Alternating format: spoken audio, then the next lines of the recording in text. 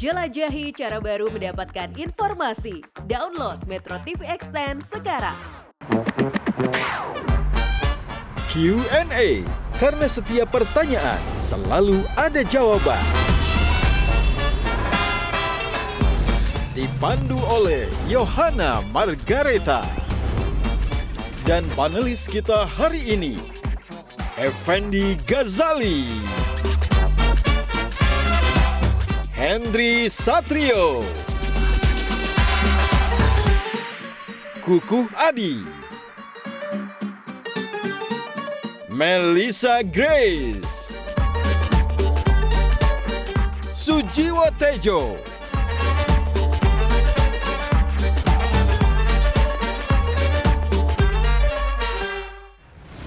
kapan menurut kalian idealnya orang itu, generasi mereka ini, mencari uang? Ini jangan-jangan titik baliknya karena ilmu hipnotisnya sudah hilang barangkali. Dari ISIS dikeluarin, dari Viera dikeluarin. Jadi makanya Justru waktu dulu saya ngeprank itu, saya sedang mempelajari karakter pejabat-pejabat yang ada di Indonesia. Sering ngeprank rakyat. konten kreator itu nyawanya ada di 3 detik pertama.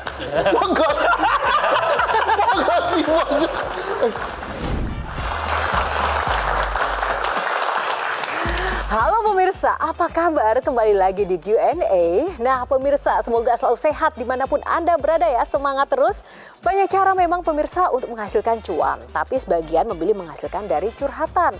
Apakah tren ini akan menjadi hal yang wajar?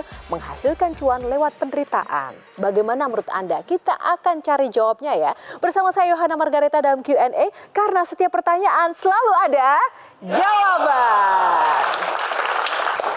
Langsung saja kita akan panggil juga bintang tamu kita yang hari ini akan menghiasi layar Q&A, Uya Kuya dan Dediansyah Azhari. Halo teman-teman, apa kabar? Oke, boleh ngobrol dulu dong. Mas Dedi, Mas Uya, apa kabarnya nih? Senang banget bisa ketemu di Q&A malam ini. Gimana kabarnya? Sehat? Baik sekali. Jangan dihipnotis ya malam ini ya? Iya, Oke, Mas. buat isunya juga. Oh, nggak buat isunya. Kalau Mas Dedi gimana? Alhamdulillah waras. Waras? Sehat, alhamdulillah. Oke, sibuk apa nih? Ya bangun usaha, bangun media, gitu-gitulah. Kita akan langsung saja ya mulai. Oke, tepuk tangan. Oke, Untuk bintang tamu kita. Untuk para bintang tamu tapi ada aturannya. Mas Dedi maupun Uya akan memilih box di sini. Oke. Terserah nomor berapa. Di dalamnya ada topik. Dan topik itu nanti akan ada pertanyaan-pertanyaan yang disampaikan panelis dan juga oleh saya. Siap. Oke, ready ya semuanya? Ready dong. Oke, langsung saja kita buka boxnya. Mas Uya dulu deh, nomor berapa? Karena saya lahir tanggal 4, saya pilih 5.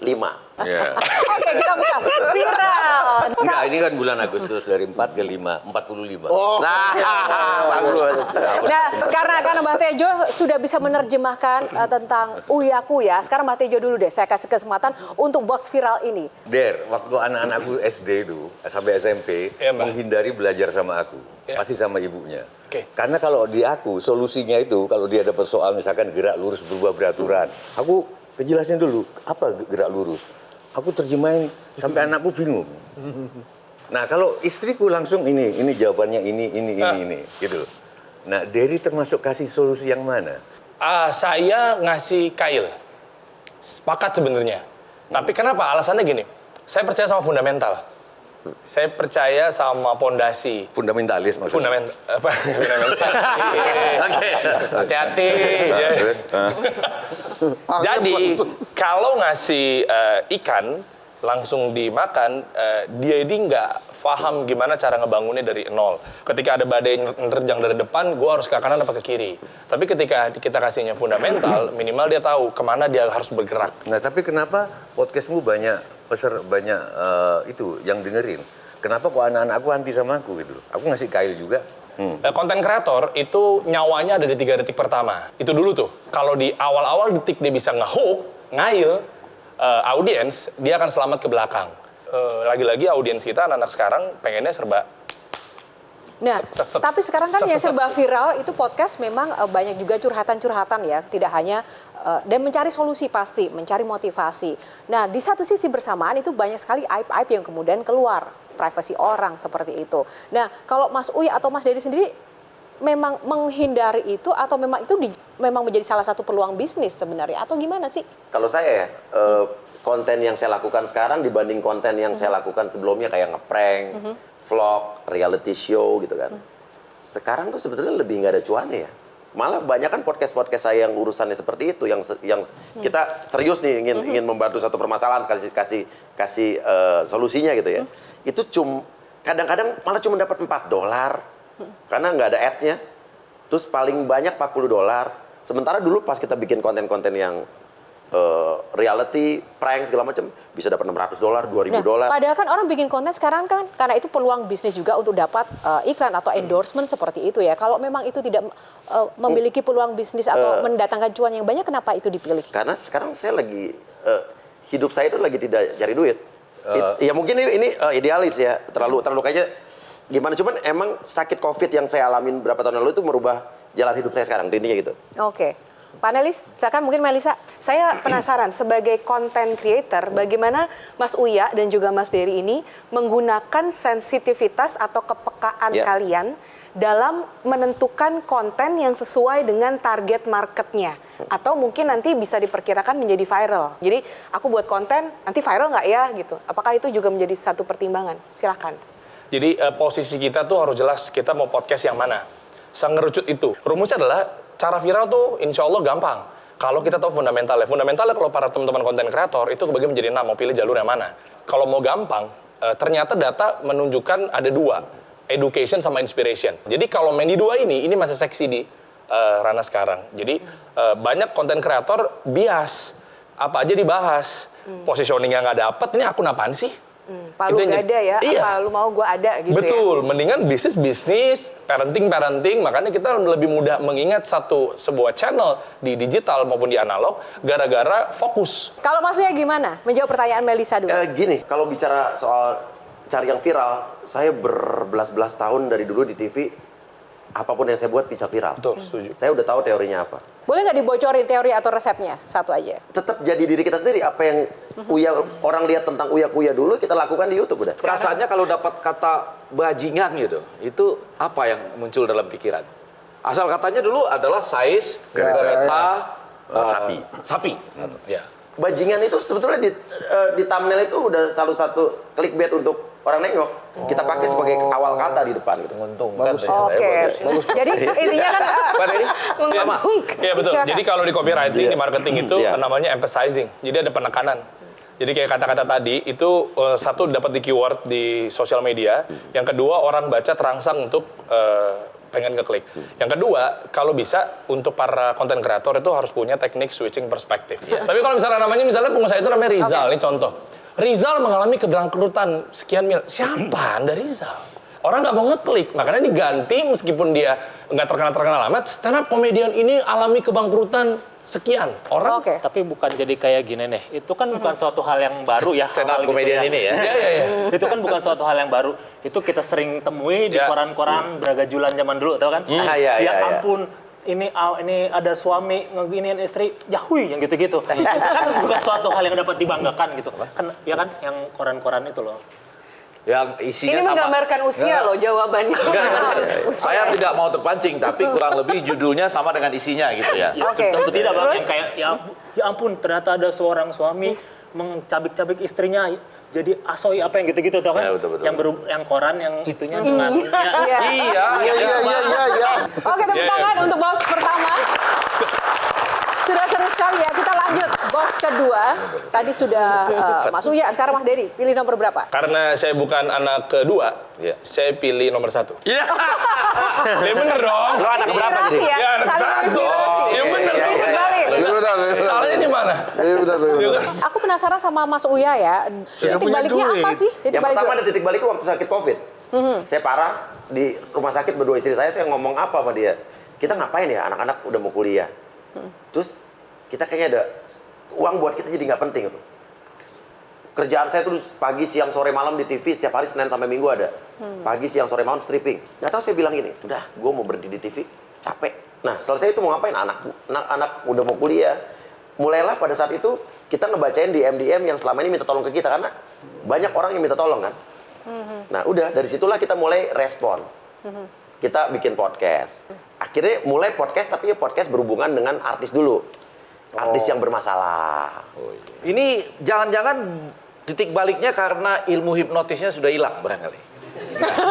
Bisa jadi loh, dulu masih ada sekarang. Ini gue buka rahasia ya. Iya, buka-buka dong. Hipnotis itu dari 100%, Ya. dari 100%, ya, itu 50%-nya gagal, Mas. Betul. Tapi kita tayangkan yang berhasil-berhasil aja. Betul. Jadi ini Itu, karena Mas. suka gagal kemudian titik balik? Enggak. Oh, enggak.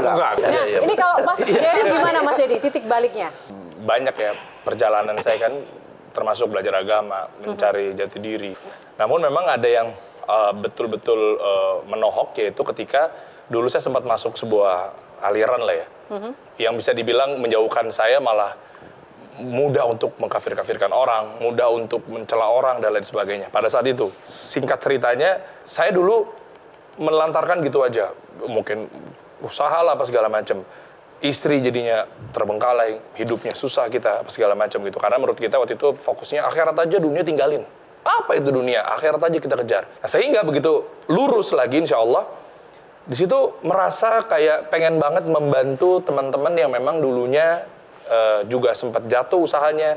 Sekarang yuk kita bantu lagi. Akhirnya sekarang saya bangun usaha dari nol lagi, dan ternyata dengan fundamental itu masih terpakai. Alhamdulillah juga naik. Nah, disitulah gimana caranya saya bisa memberikan solusi agar orang-orang yang tadi sempat salah arah. Ini termasuk curhat yang ini? Iya, betul.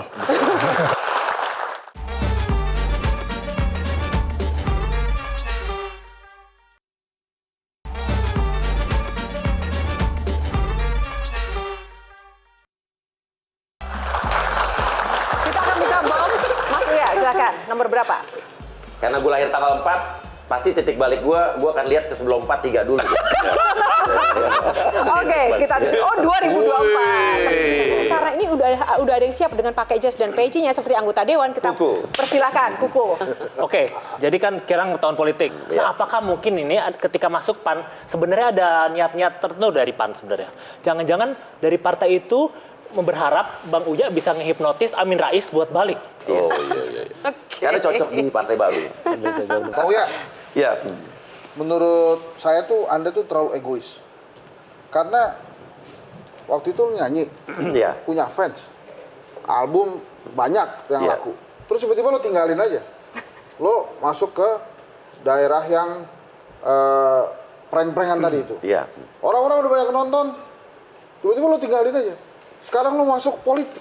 Jadi menurut gue ada nggak fairnya sebetulnya dari sisi penikmat musik seperti gue lihat lo gitu. Karena yang bertiga itu lagunya keren banget, dan waktu gue Iya, lihat aku tuh gue juga ingat banget tuh. setuju. Iya. Gitu kan? Tapi kemana gitu kan? Kemana gitu. Dan itu dia cuek aja gitu, ditinggalin begitu aja. Tinggal kita aja punya memori-memori itu. Berarti dia merdeka dong. Merdeka dari fans. Fans itu penjara loh. Berarti dia merdeka. Ya, ini Belain makanya gue. pertanyaannya. Seberapa serius ini nanti di politik? Sayang, Tofu itu justru pas sekarang saya terjun ke politik, ini Tofu mulai lagi tahun ini. Wih. Tofu Reunion. Mulai lagi, yang saya keluarkan diganti. Jadi ada lagi tuh, dan kau jadikan kuratu. Ciptaan gue tuh. Wih, Itu ciptaan. Iya, lagu-lagu itu Tofu ciptaan gue. Mulai lagi sekarang Tofu Reunion justru di tahun saat gue masuk politik. oh gitu.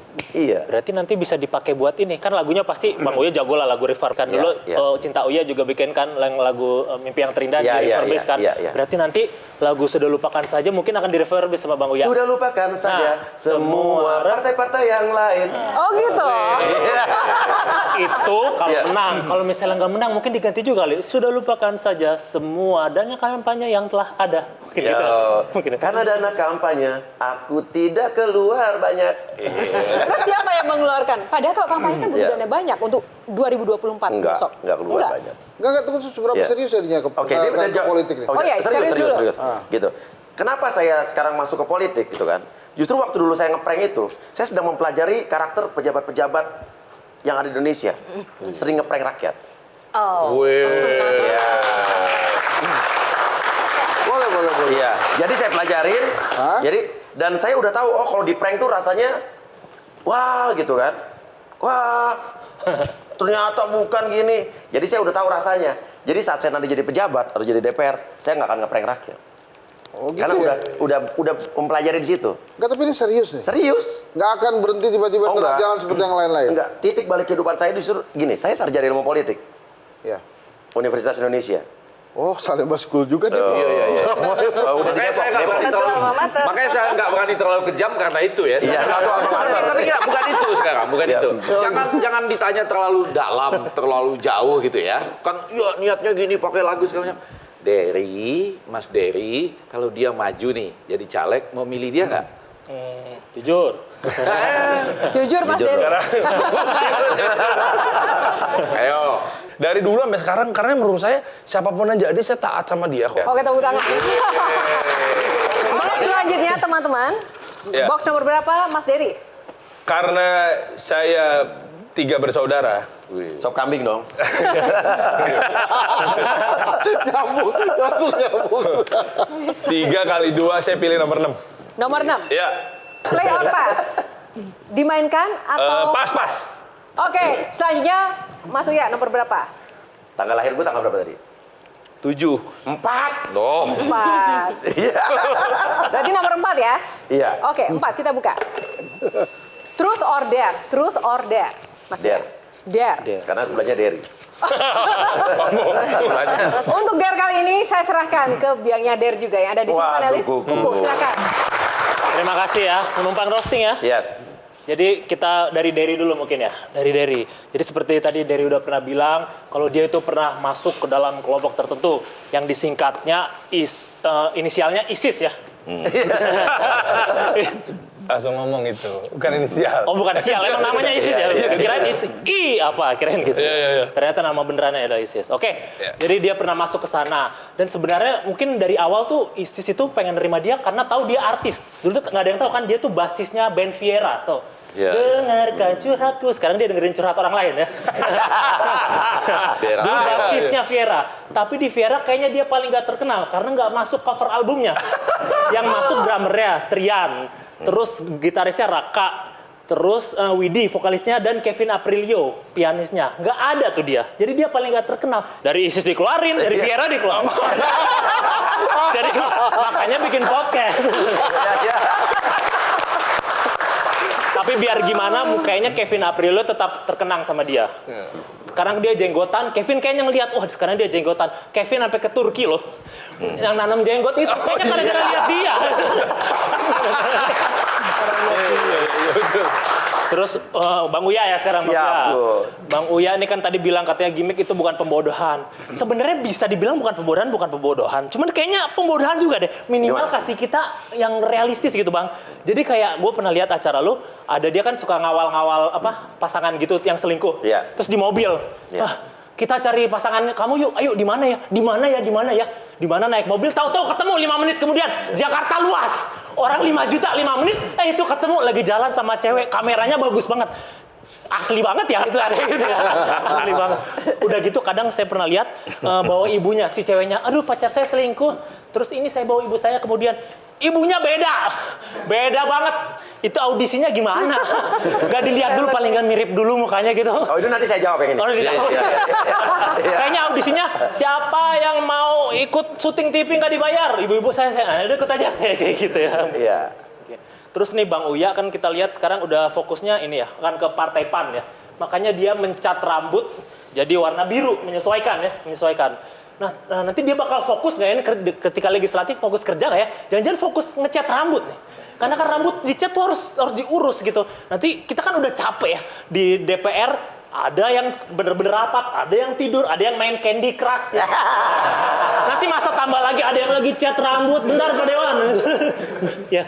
Lagian saya juga pernah dicat rambut biru, Bang Uya, pernah. Dan dicat rambut tuh butuh perawatan, susah gitu, kayak kalau nggak luntur. Nah biru ini saya nggak rawat-rawat, lama-lama jadi hijau. Nah nanti kalau Bang Uya tahu-tahu hijau, dia pindah ke PKB tiba-tiba gitu. Tahu-tahu udah pakai PKB terus dipanggilnya Cak Uya. Udah itu aja dari gua. Terima kasih banyak.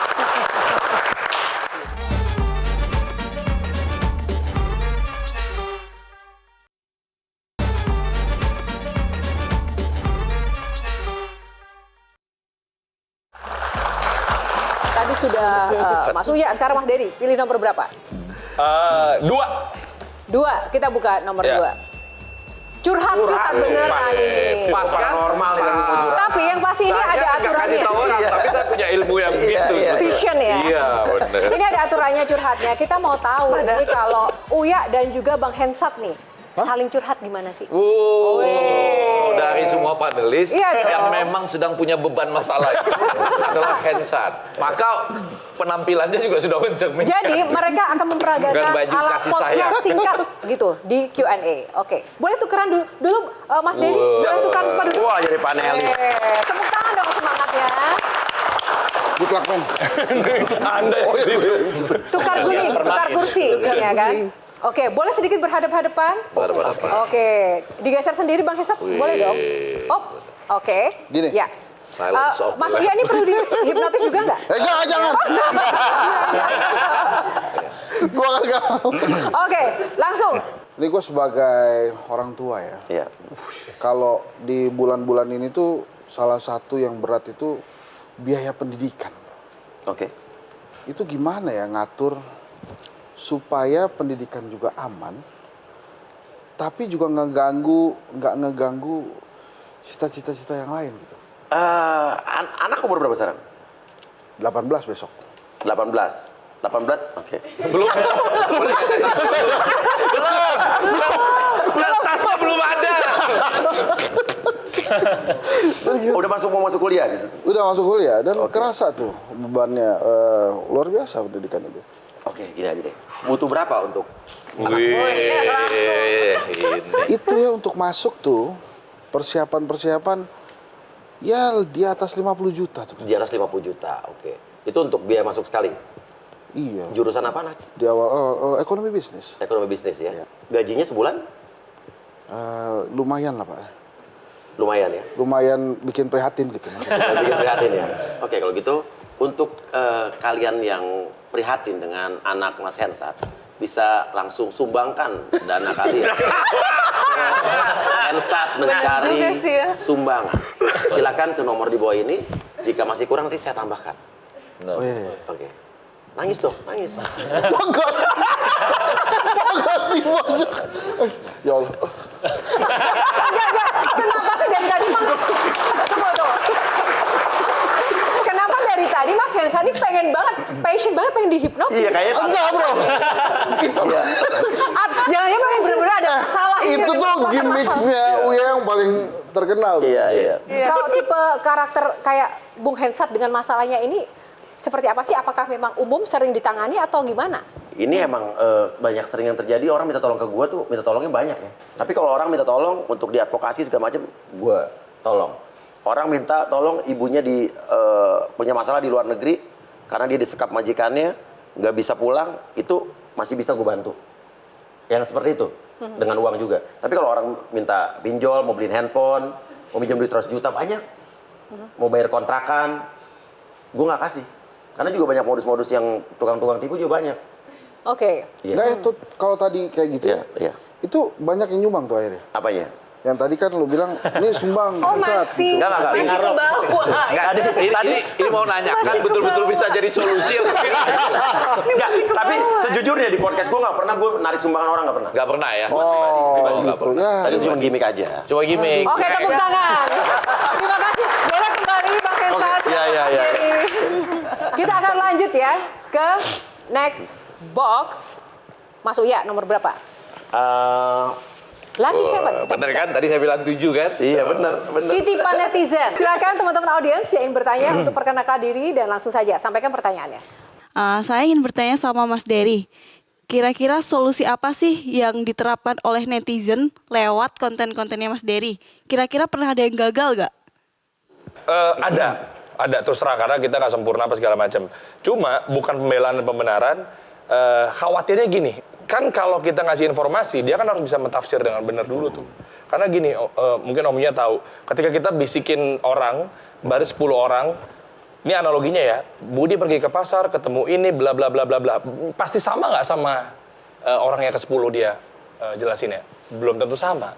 Nah karena ada sih sebenarnya kayak gitu-gitu, dia laporan, saya udah pakai begini, tapi bisnis saya masih stuck. Nah ternyata begitu kita lihat, kita penetrasi lebih dalam, ada beberapa elemen yang dia salah tafsir misalnya, dia salah pengaplikasian, pengimplementasikan. Nah yang kayak gitu-gitu banyak faktornya karena nggak semua elemen itu bisa dimasukin dengan pola yang sama. Tapi ada juga yang biasanya yang kita nemuin tuh mereka menyamaratakan ke semuanya. Itu sih palingan. Oke, baik. Terima kasih untuk jawaban pertama. Audiens kedua, silakan. Oke, aku mau tanya buat Mas Uya nih. Kan kita tahu nih Mas Uya bisa menghipnotis orang gitu. Dan tahu dari mana sih kalau orang yang dihipnotis itu akan berkata jujur? Kalau seperti itu bisa dong hipnotis ini dipakai para penegak hukum untuk investigasinya. Mungkin begitu sih Mas. Oke, berapa kali saya di prank gini, saya buka-bukaan aja ya. Acara hipnotis saya di TV itu ada yang real, ada yang settingan emang. Tapi tadi menjawab yang tadi Kuku gitu kan ya. Tidak pernah ada satupun walaupun itu settingan, ibunya sama anaknya itu nggak beneran. Oke. Saya kalaupun settingan tetap kalau hubungan darah itu harus beneran. Ibu dan anak, kakak dan adik, suami dan istri. Cuma tidak benar terhipnotis. Nah tapi ada orang yang ini saya lagi mau beneran hipnotis nih. Tiba-tiba dia pura-pura hipnotis kelihatan.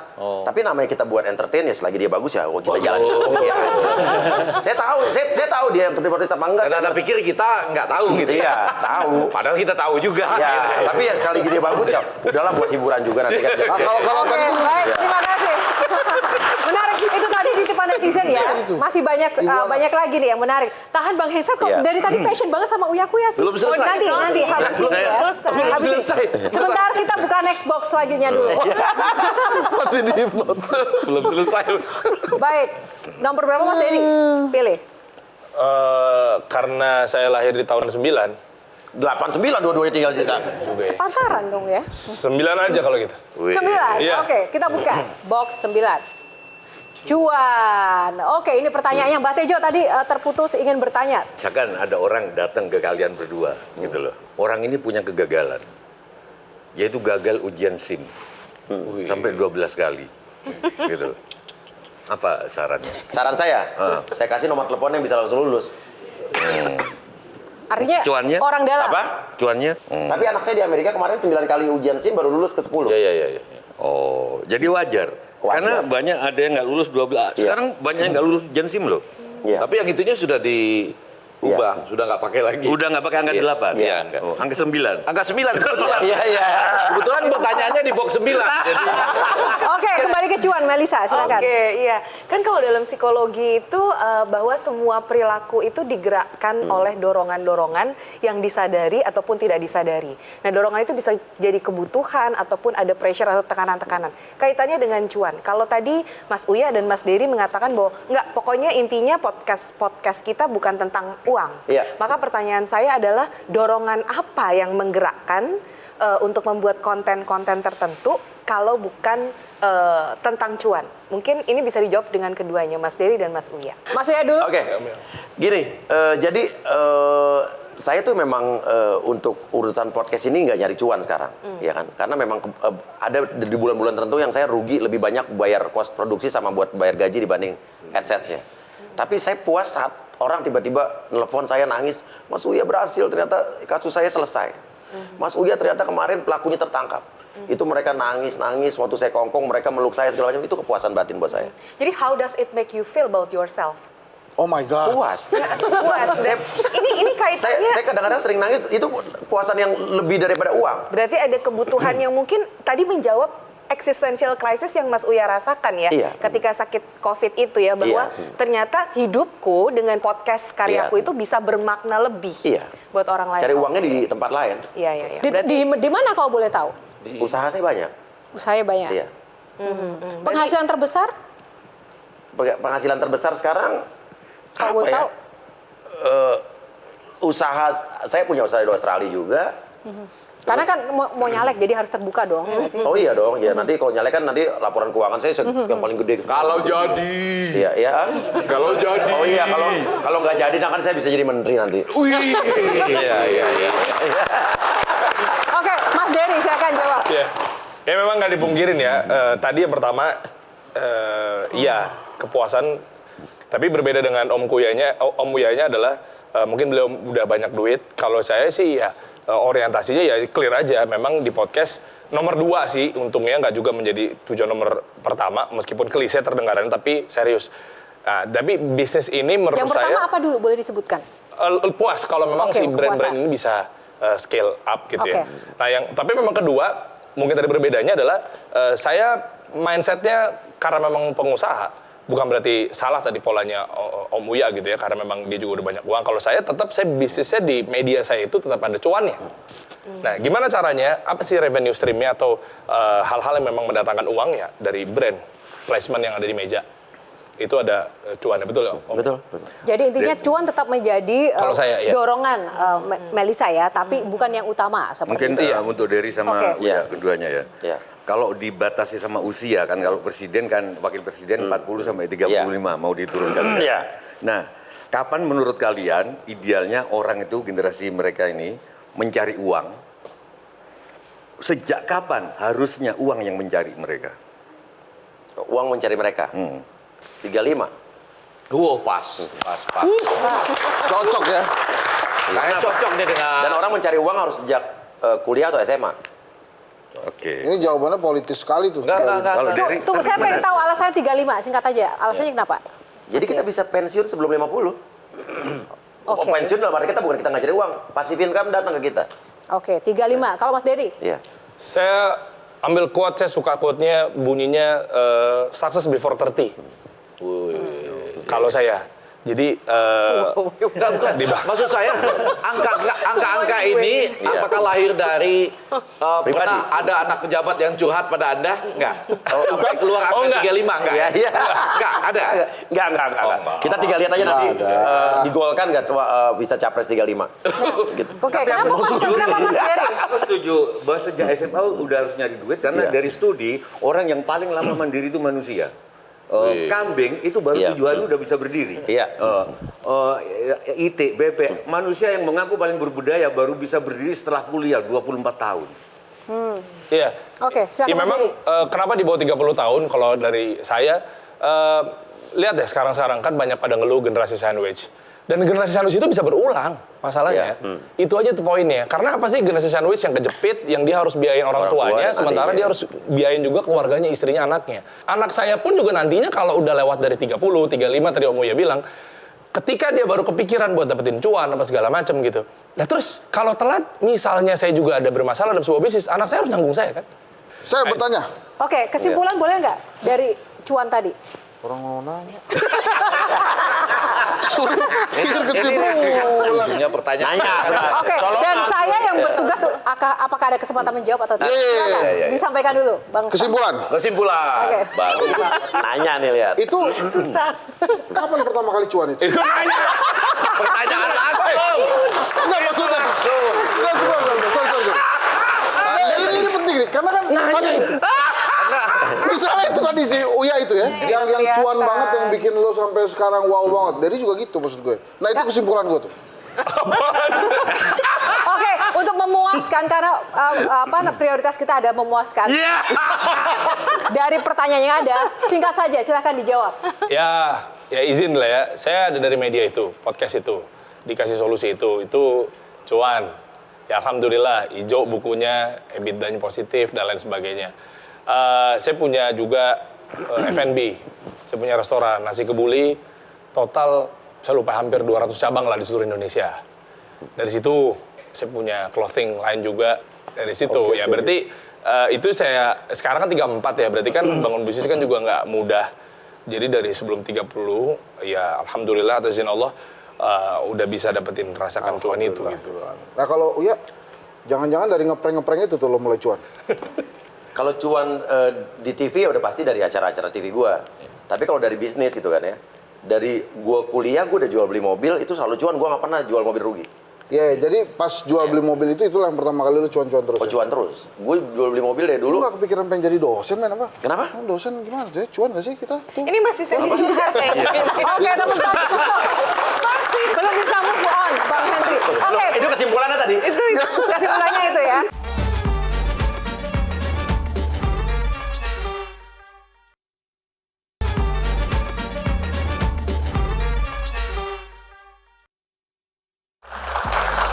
Kita akan masuk ke box box terakhir, sisa nomor 8. Wah, susah nih, susah pilihan. Kita buka. Susah ini. Pinggir jurang. Terakhir, pinggir jurang. Aduh. Kita mau kasih pinggir jurang ini ke panelis untuk memberikan kesan dan juga statement. Apa yang bisa benar-benar kita pelajari dari dua sosok ini, dan mungkin apakah mungkin ada saran atau mungkin kritik? Ini kebebasan untuk rekan-rekan. Silakan. Oke, kesimpulannya kayaknya bisa disambungkan dengan apa yang Mbah Tejo tadi bilang. Pada akhirnya mungkin mereka itu sebenarnya menjalani takdir. Yang kita lihat selama ini gimmick dan segala macam itu sepertinya terjadi juga di zaman dulu. Ketika awal-awal The Beatles dia bikin lagu mengikuti pasar dulu seperti apa, pada akhirnya mereka ingin mengerucutkan sesuatu. Mudah-mudahan aja kedua orang ini, Bang Uya dan Bang Dery, ujung-ujungnya emang bikin sesuatu yang lebih baik, walaupun awal-awalnya dulunya tidak begitu baik lah gitu. Menurut lo? Menurut gua. Bang Effendi. Menarik untuk mengatakan bahwa kalaupun ada orang melakukan pembodohan, toh tetap ada yang sedang bodoh, ya kan? Kemudian sampai titik tertentu dia sudah tidak bisa dibodoh-bodohin lagi. Kemudian mungkin dia ada titik baliknya menjadi yang tidak bodoh. Bisa jadi gitu kan? Karena lingkaran takdir. Yang kedua, curhat. Sekarang lagi zaman semua orang, jangan semua lah, sebagian besar orang curhat, sama dengan cuan gitu ya. Anda itu curhatnya sama siapa ya gitu ya, kalau Anda selama ini mendengarkan curhatnya orang. Tapi itulah luar biasanya Allah Subhanahu wa taala. Itu pasti menciptakan luar biasa. yang ini bisa dimengerti. Pasti menciptakan orang-orang juga tempat di mana ada curhat, betul ya? Oke, tetap ada sedikit pertanyaan colongan tadi ya. Harus dijawab di dalam Curhatnya sama siapa? Sudah dijawab ya. Oke, silakan Melisa. Karya bukan hanya tentang kaya, tapi juga tentang cita, cipta, asa, sukacita, dan terutama tetap harus pakai rasa. Oke. Kalau psikolog beda ya? Luar biasa. Jadi berat ya. Kalau di dalam falsafah Jawa itu ada yang pelajaran, kalau ketemu orang itu dengarkan apa yang tidak dibicarakan. Yang dihadirkan oleh Metro TV hari ini mudah-mudahan juga bisa menginspirasi para penonton Metro TV, sehingga bukan saja keberhasilannya yang dinilai, tapi juga bagaimana mereka mengatasi kesulitan-kesulitan yang pernah mereka jalani di kehidupan mereka. Iya, saya setuju sekali. Benar sekali Bang Hensan dan juga pemirsa, karena nggak mudah loh jadi orang yang selalu dicurhatin, ya nggak sih? Itu butuh benar-benar kedewasaan, kebijaksanaan, dan kesabaran yang luar biasa. Dan ini malah justru menawarkan diri untuk dicurhatin. Ini keren banget, tepuk tangan saya lagi. Oke, Pak Mungkas, Mbak Tejo untuk panelis closing statement. Iya, pertemuan saya dengan Uya sama Dery ini mempertebal. Seminggu yang lalu saya ketemu seorang teman yang dari kecil belajar melukis, Joanna. Lukisannya nggak pernah laku. Sampai, tapi yang laku adalah figuranya. Dia menjadi ahli figura di ASEAN ini. Figuranya 30 juta, 60 juta. Uya sama Dery menjelaskan itu yang disebut aku takdir. Dan dari mereka, terutama dari Dery, aku belajar bahwa kalau kita mengerjakan sesuatu yang kita sukai, kita akan dikejar oleh duit. Problemnya, tidak semua orang punya kenikmatan seperti itu. Saya selalu bilang, mahasiswa yang fresh graduate, sebaiknya kerja di bidang yang dia suka, nggak dibayar nggak apa-apa. Kalau dia kerja yang di bidang yang dia suka, dia pasti jadi ahli. Kalau jadi ahli, umur 35 tahun, duit akan nyari di bidangnya. Tapi problemnya, ada yang harus nanggung orang tua. Sehingga lulus kuliah harus nyari gaji. Kalau kalian bekerja karena kalian suka digaji atau enggak, umur 35 pasti jadi ahli. Baik. Amin. Setuju. Ya. Pesan Mbak Tejo, terima kasih para panelis untuk closing statement-nya. Dan sekarang Mas Dery, bintang tamunya untuk closing statement. Silakan, Mas Dery dulu. Siap. Ya, jadi mungkin saya juga masih banyak kekurangan ya, tapi intinya menyambung dalam hal yang tadi dibicarakan, saya juga pasti punya jatuh bangun lah ya. Bertahap apa segala macam ya. Ternyata kuncinya kalau saya yakin secara spiritualisme, dulu saya berbisnis tanpa ketakwaan dari Allah, gitu kan, ketakwaan sama Allah dan lain sebagainya, terus tanpa ilmu bisnis itu sendiri. Nah, mungkin sekarang mencoba untuk kita gandengkan ilmu bisnis dengan bagaimana caranya kita semakin dekat sama Allah, beribadah, untuk saya muslim ya, dan lain sebagainya. Nah, ternyata plus belajar ilmu bisnis itu kuncinya ilmu, karena nggak ada istilahnya beramal sebelum berilmu. Jadi ilmu dulu baru beramal. Itu poinnya. Nah, jadi kuatin lagi ilmunya. Saya ngajak teman-teman semua karena kuncinya dari situ kita bisa tahu mana hal-hal yang tadinya masalah, solusi dan lain sebagainya. Itu sih palingan kalau dari saya. Terima kasih Mas Dery sekarang. Mas 2 poin yang ingin saya katakan di sini. Sebetulnya dari acara hari ini, hipnotis saya itu nyata. Sugesti saya nyata. Tanpa disadari tadi. Apa? Para panelis di sini ingin membuktikan bahwa saya bisa hipnotis atau tidak. Dengan statement pertanyaan tadi. Dan saya tadi berikan statement sebuah kalimat yang membuat kalian lupa. Tidak meneruskan, saya harus menghipnotis di sini. Jadi acara hari ini menyisakan satu pertanyaan, hipnotis Uya-Kuya itu real apa settingan? Satu itu. 2. Tadi juga Mas Hensat mengatakan bahwa Uya-Kuya ini kalau jadi DPR ini akan konsisten apa? Jangan-jangan nanti pindah lagi yang lain. Untuk membuktikan itu, wujudkan saya ada di DPR biar bisa terbukti nanti akan terjadi. Jualan. Saya nggak ngasih pemilih saya. Komunikasi politik kan komunikasi. Cuman biar Mas Hensat nanti terpuaskan pertanyaannya. Ada jawaban. Karena kalau saya nggak ada di situ, nggak ada jawabannya. Ini yang kedua ini kesimpulan apa kampanye? Tepuk tangan sekali lagi. Terima kasih Mas Dery, Mas Uya, dan para panelis luar biasa sekali. Dan pemirsa, begitulah permainan kehidupan dengan segala gimmicknya ya. Bukan hanya butuh cuan, tapi eksistensi juga perlu dipertahankan. Namun setiap karya harus memiliki tanggung jawab, juga menjaga kredibilitas di atas pentas. Terima kasih kepada bintang tamu dan juga para panelis Q&A pada malam hari ini. Semoga pembahasan kali ini bisa mencerahkan sudut pandang kita semuanya. Karena setiap pertanyaan selalu ada jawaban. Terima kasih, saya Yohana Margareta undur diri.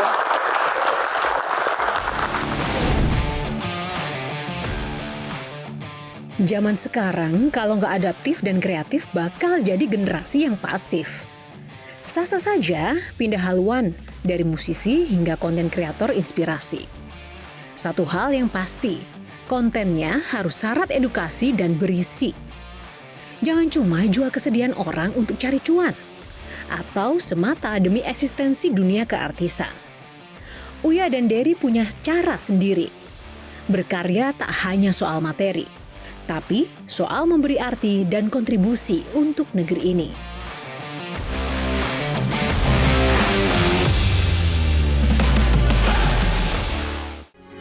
Metro TV,